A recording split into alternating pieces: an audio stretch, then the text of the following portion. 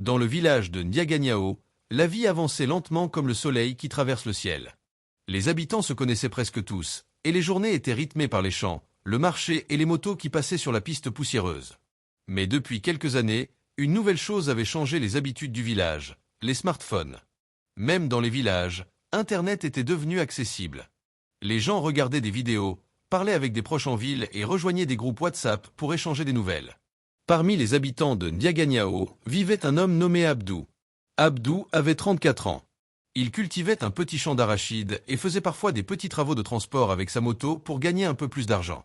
Sa vie n'était pas facile, mais il faisait de son mieux pour avancer.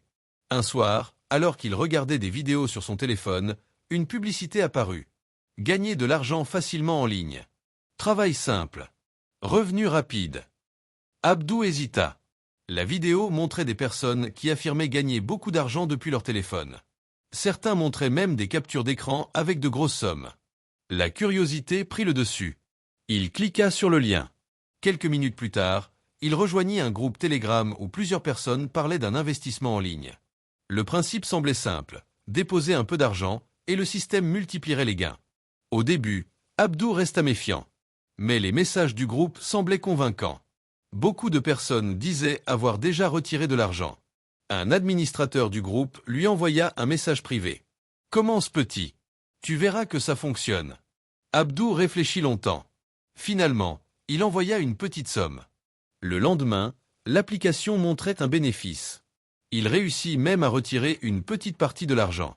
Cela renforça sa confiance. Les jours suivants, il investit davantage. Cette fois, les gains affichés étaient encore plus élevés. Abdou commença à rêver. Il imaginait réparer sa maison, acheter une nouvelle moto et peut-être agrandir son champ.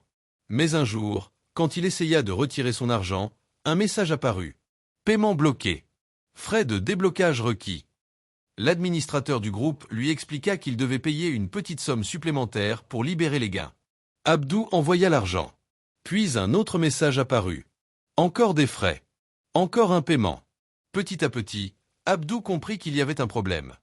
Quand il essaya de contacter l'administrateur, le compte avait disparu. Le groupe Telegram aussi. L'application ne fonctionnait plus. Tout l'argent qu'il avait investi avait disparu. Pendant plusieurs jours, Abdou resta silencieux. Il évitait les discussions et passait de longues heures assis devant sa maison. Il se sentait honteux. Dans le village, les gens commençaient à entendre parler de son histoire. Certains disaient « Internet est dangereux ». D'autres disaient « Il aurait dû être plus prudent ». Mais parmi les habitants du village, une personne décida de lui parler.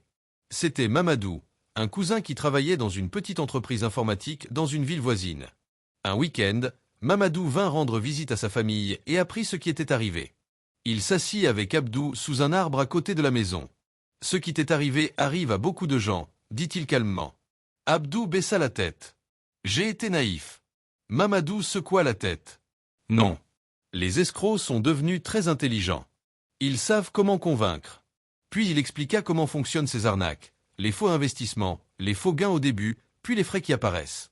Abdou écoutait attentivement. « Mais tu peux transformer cette erreur en leçon », ajouta Mamadou. Les jours suivants, Abdou commença à parler de son expérience aux habitants du village. Au marché, à la mosquée, dans les discussions du soir. Il expliquait comment les escrocs opèrent et comment éviter ces pièges.